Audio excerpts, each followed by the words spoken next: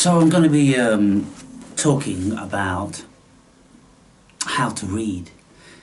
It may sound very condescending from the get-go, but there are ways in which to read.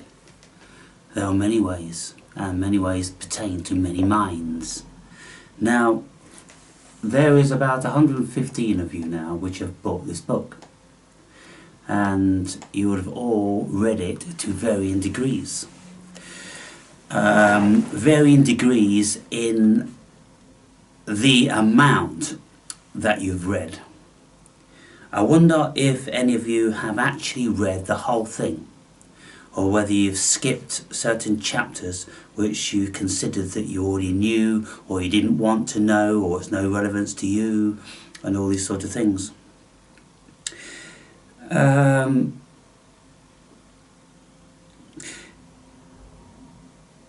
The ways in which to read pertain to the ways in which your mind works. Now, some people are trained in critical reading. They are trained into what to extract from any given literature. What are the fundamental, rudimentary, important points with any text? And so what I'm always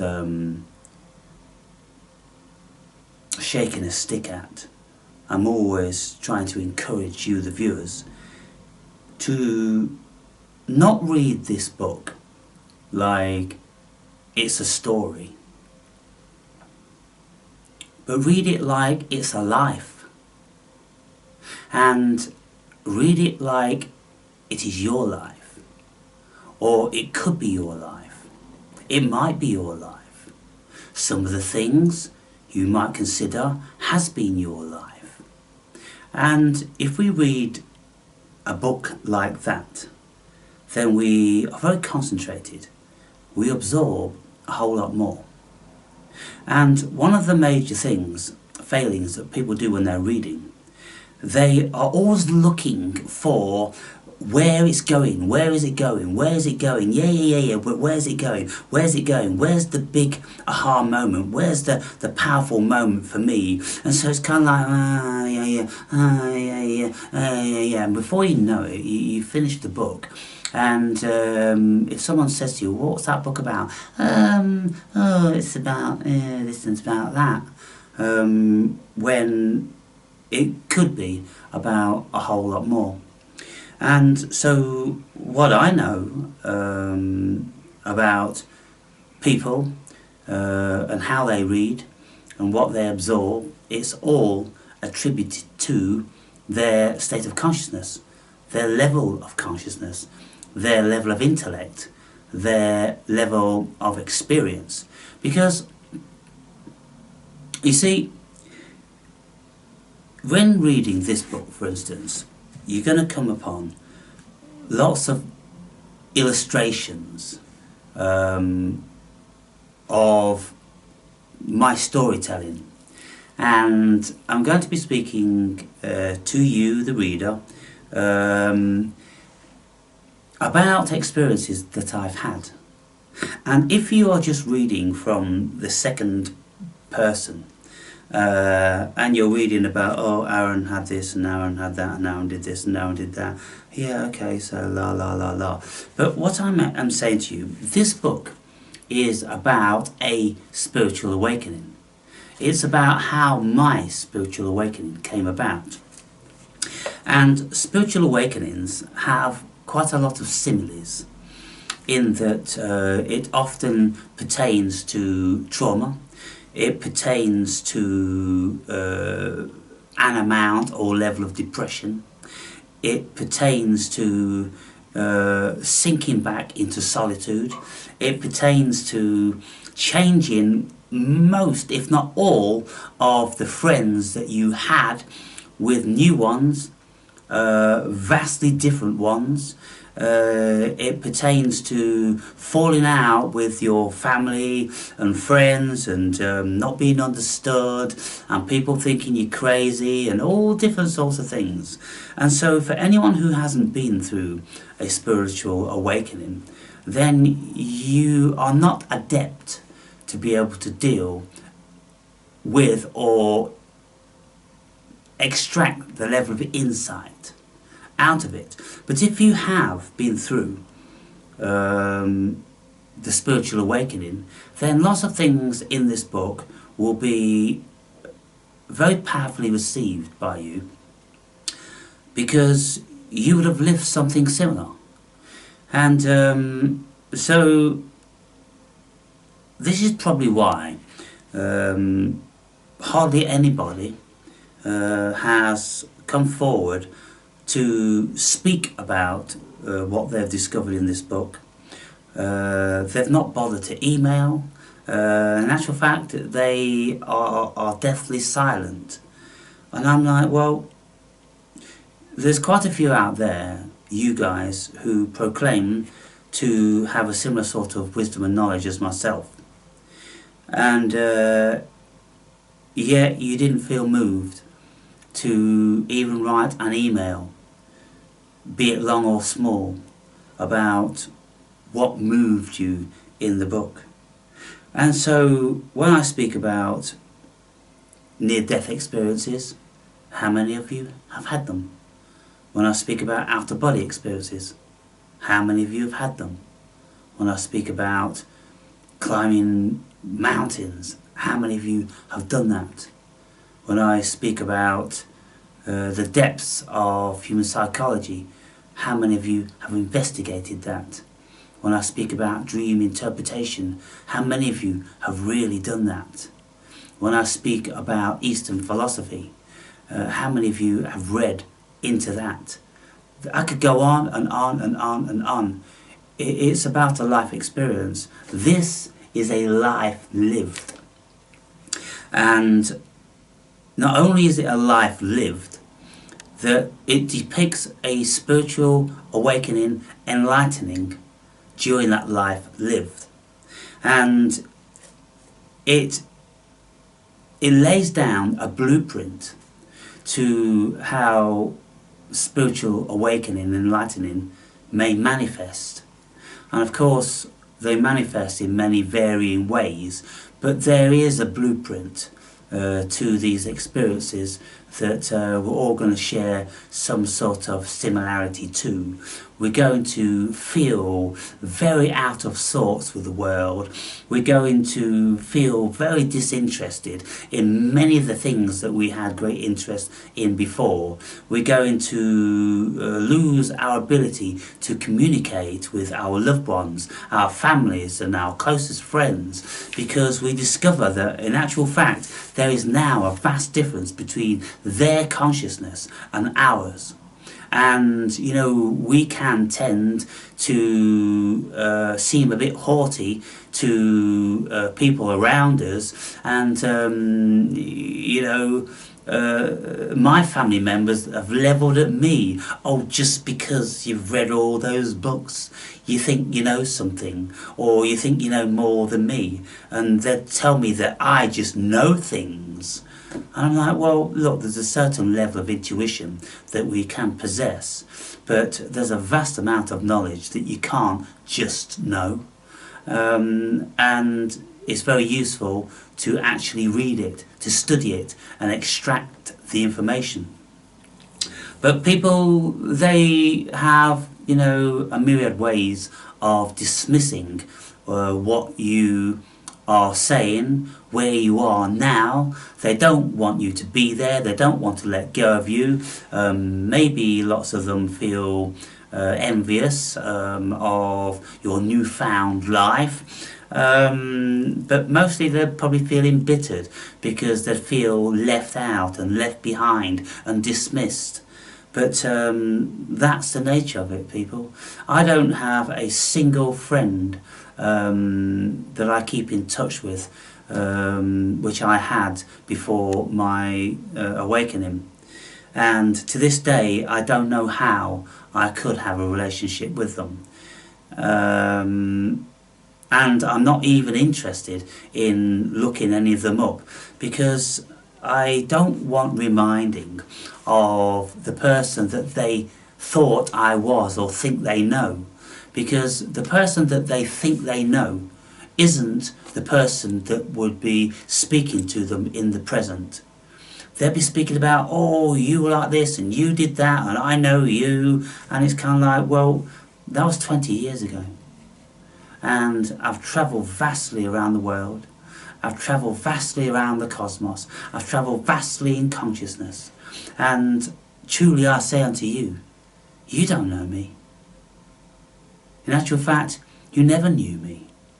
You had a concept of the person that you thought I was, that you projected onto me. And that's what you thought you knew. And so we have very difficult times, people.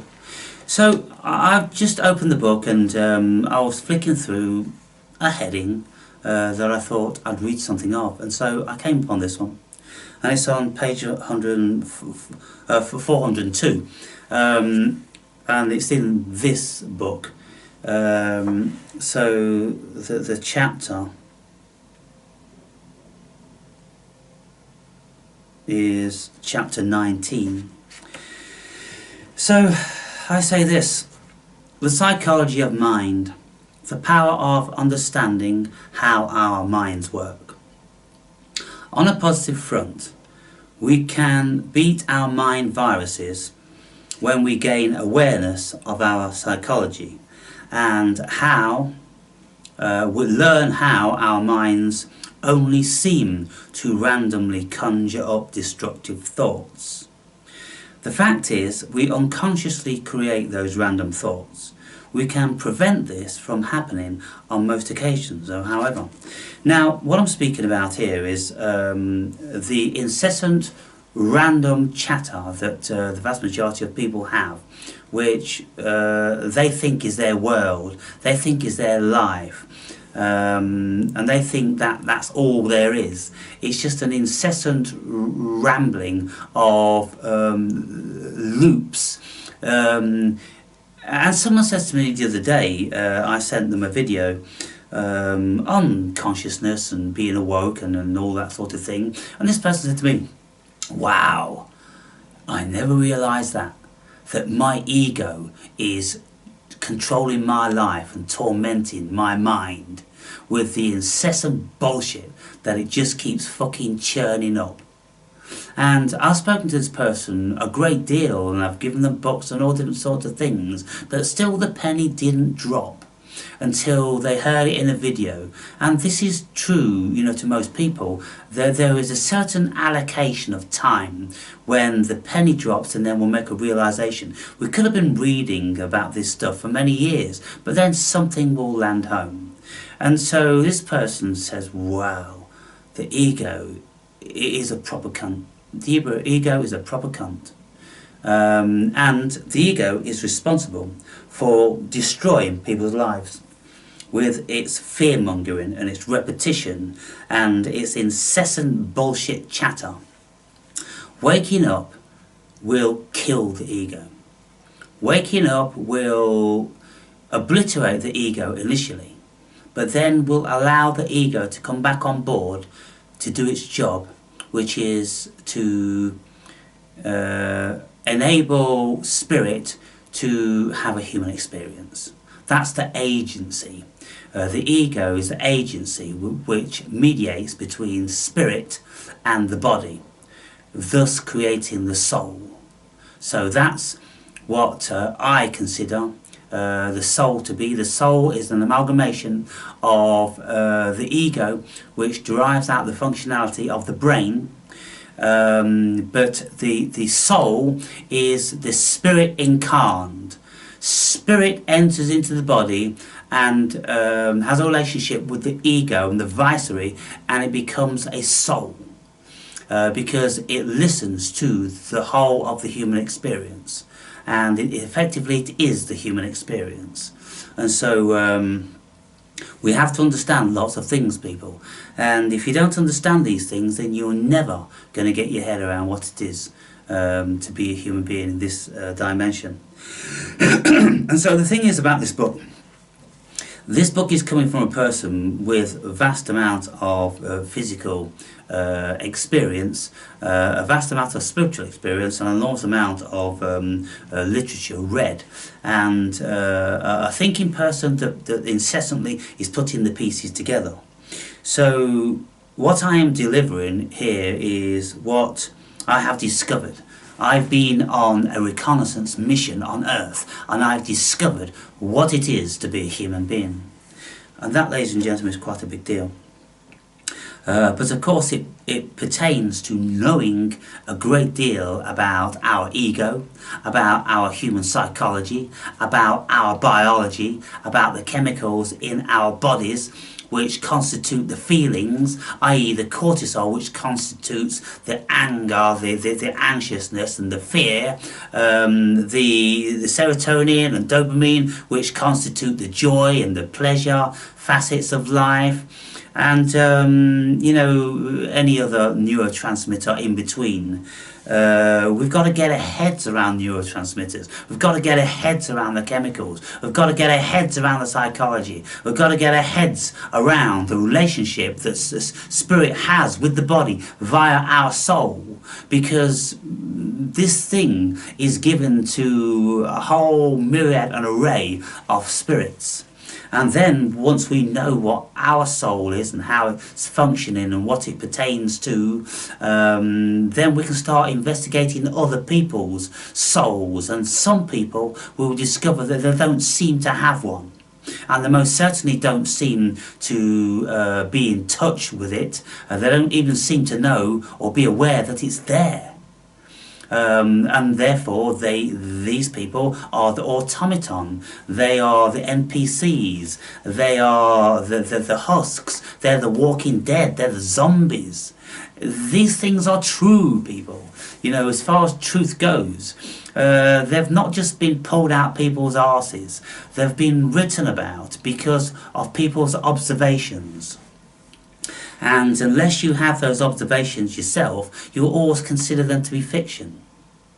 So, let me start again, speaking about that stuff now. And so I'm saying, okay, we've got all these thoughts in our heads, but on a positive front, we can beat our mind viruses when we gain awareness of our psychology and learn how our minds only seem to randomly conjure up destructive thoughts. The fact is, we unconsciously create those random thoughts. We can prevent this from happening on most occasions. It is plain to the experienced psychologist that our random wayward thoughts are not of our conscious creation, but derived from our unconscious default settings, which may be a consequence of our hostile environments. When we enter into low vibration environments, our minds quickly switch into our default self-preservation mode. This is a natural defense response when we enter into chaotic environments and feel threatened because many differing energies are vying for autonomy, many of which are potentially dangerous, and they prey on us. If we can train our conscious minds to be acutely aware of how our unconscious minds slip into survival mode, half the battle with the underworld will be won. If we consciously thought about how we were feeling and how our thought process is in the here and now, we wouldn't act with such destructive knee-jerk reactions that create more negative energy and add to the chaos. It's an unfortunate fact that the vast majority of people have little or no awareness of how their minds work and the reasons why certain thought forms manifest. Knowledge in human psychology alongside spiritual psychology is a handy tool when we are on the spiritual path. If we have no idea how our rogue minds affect our bodies, how are we expected to be able to rein them in to act in a conducive way to our requirements? If we don't know how the chemicals are being produced, if we don't know how our thoughts are making manifest, if we don't investigate them, if we don't rationalize them, if we don't question them, then how are we going to know anything about what it is to be a human being? We will just become automaton. And then when someone says, hey, you, have you put the fucking washing out or done the dishes? All of a sudden you feel persecuted, and then you've got this anger within.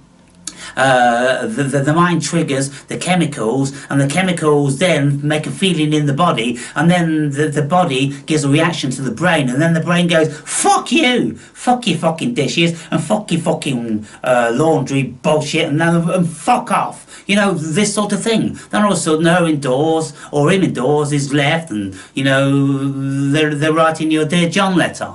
You know, all this different sort of thing, people. We've really got to know what's going on here. And, you know, the first step in any spiritual awakening is a knowledge of human psychology. We have to know what the fuck is going on here. And if you don't investigate that, if you don't study it, then at your peril, people. You just wander around this world completely lost. Only you'll be under the governance and jurisdiction of the fiction of the ego, which is a false prophet, which is going to be telling you that this is real and that's real, and you don't need to do this, and blah, blah, blah, blah, blah. It's just telling you a crock of shit. That's what the ego does. And that's what most people live from. You see? Therefore, they are automaton, aren't they? With no free will. It makes sense, doesn't it?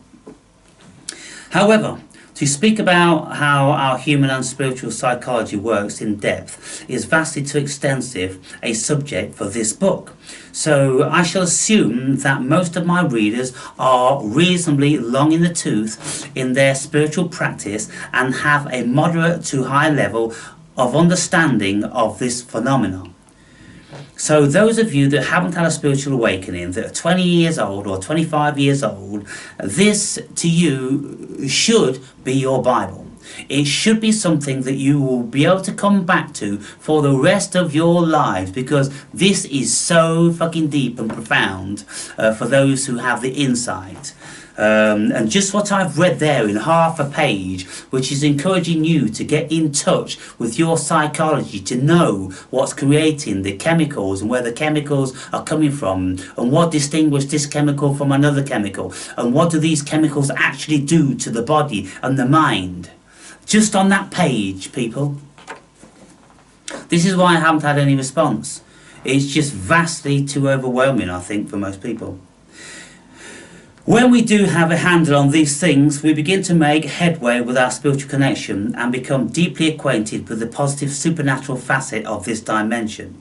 But, as you are already well aware, some of these spirits we encounter may not be the ones you want hanging around. So just in that one line, I am saying some of these spirits that you'll encounter, if you've got no knowledge of spirits, if you don't accept that there are spirits, then that line is completely wasted on you. But if you are in acceptance of that one line because you've read copious amounts of other books, and you've listened to copious amounts of videos, and you've had your own personal experience when you've considered and you've met with and you've conversed with spirits, then that will mean a great deal to you.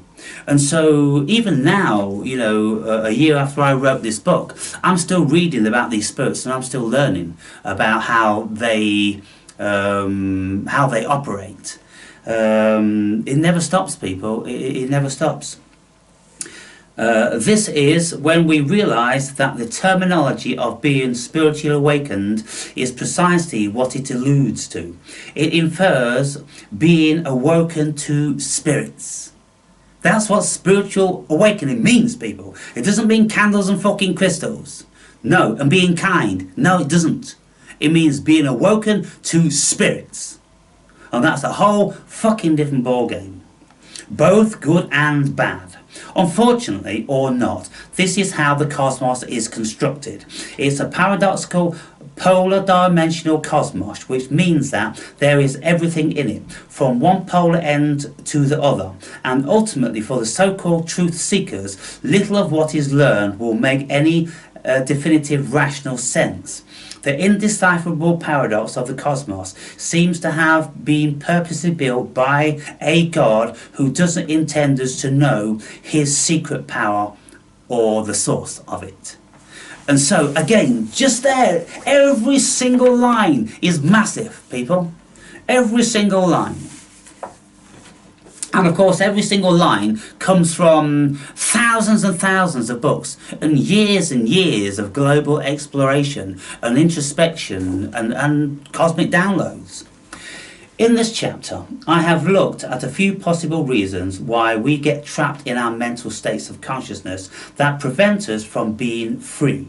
If we want to be able to spend a lot of time in a blissful spiritual state of mind, i.e. heaven, nirvana or paradise, then we have to free up our minds from the myriad of egoic mentalism which keeps burning up our life force and keep our bodies in a constant fight or flight state of anxiety. Now, when you have got incessant thoughts going around your brain, they use up an enormous amount of energy. And that's why people who have all these thoughts going on inside their minds are very often exhausted. They don't know why they're exhausted. They think they're sleeping well, they think they're eating well, they're exercising, but they're exhausted. It's because their mind never ever stops. And, you know, the brain, of course, it is said that constitutes using up a great deal of human energy because that big lump of shit with all that electricity going on needs feeding. What does it feed on? It feeds on energy, people.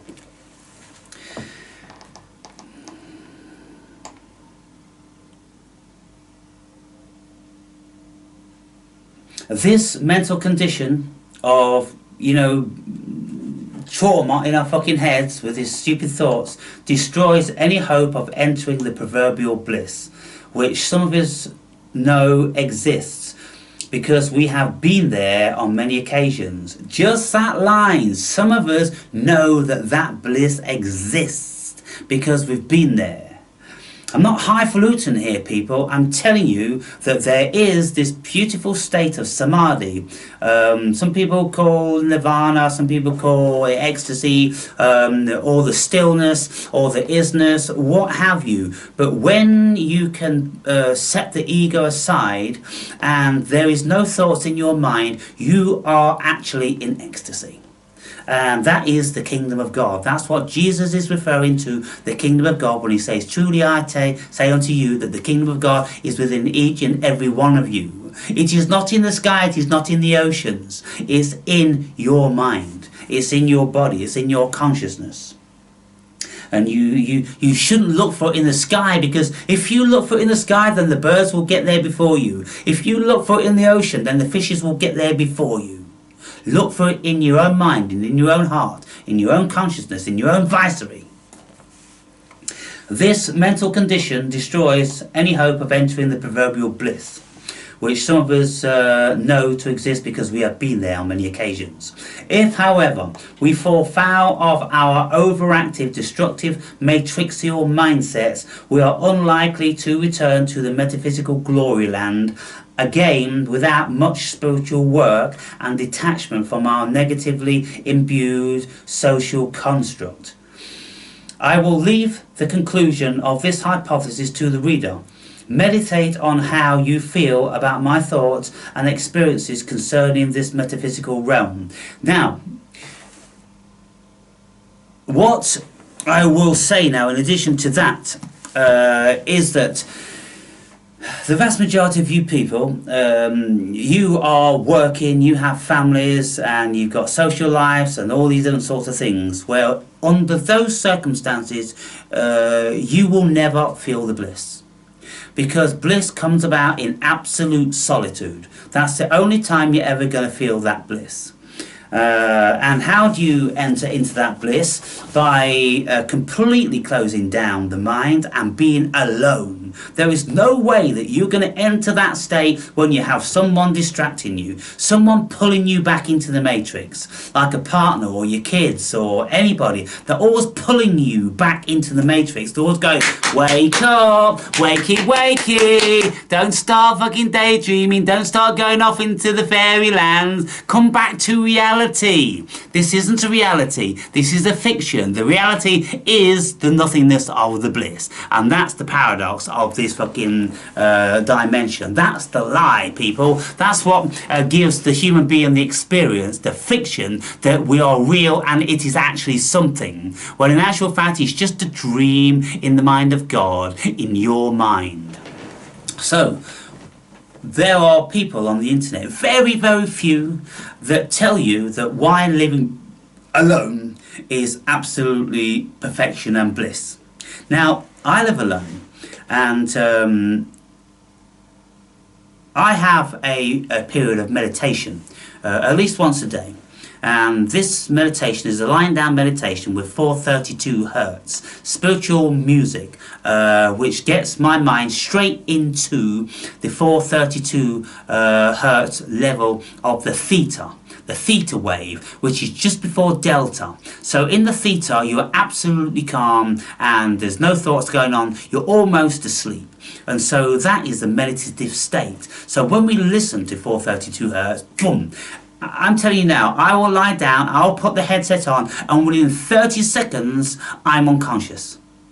I'm semi-conscious, unconscious. I'm slipping in and out the two, because what happens is, these waves, they take you into that precipice right before delta, and you can very easily slip into delta if your body's tired or your mind's tired. You slip into delta, but you'll be coming back in and out and in and out, and it's a beautiful feeling of ecstasy, like you're just flowing and you're drifting. And then when you wake up, you just lie there with your eyes closed, and then your eyes will slowly open, and you come back into this world from that blissful state, which is absolutely wonderful, where your body's completely relaxed and your mind has had a rest, and there's no dreaming going on, people, because invariably you're not in delta, you see. So that's the beautiful thing about it. You know, I have an hour each day, and then after that hour my body just wakes up, whether it's 50 minutes or an hour and 10 minutes,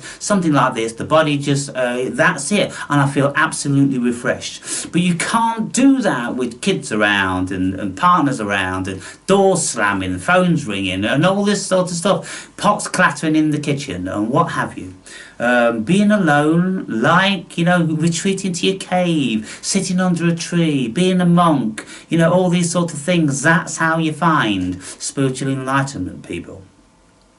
And in this book I speak about how I found it, and you know, just to read that 1.5 pages, I can talk about that forever, because the subject matter I just spoke about is absolutely vast. It's vast. And so, you know, I find it bewildering how it appears that I can't reach people with that. But you know, again, I'm forced into being demeaning because I don't hear from you to counter my assumption, my logical assessment. Well, because I haven't heard from you say, oh my God, Aaron, what you said here and what you said there, oh, it meant so much to me because I had this experience and I had something very similar. And, you know, yes, wonderful, it's so nice that I can, you know, read it from someone who's experienced it also, and I could actually write you an email, or I could actually come and speak to you about it, you know, all these sorts of things. This is why, you know, this book, I will never stop bigging it up as the world's first spiritual Bible, because this has everything anybody's going to need to get into the spiritual dimension. I teach you very, very precisely exactly how to leave your body if you want to do that. And then I teach you exactly how to get into the deepest of meditations. I teach you exactly what emphasis to take in what certain conditions and environments, so you will be seeing God. There's no doubt about that.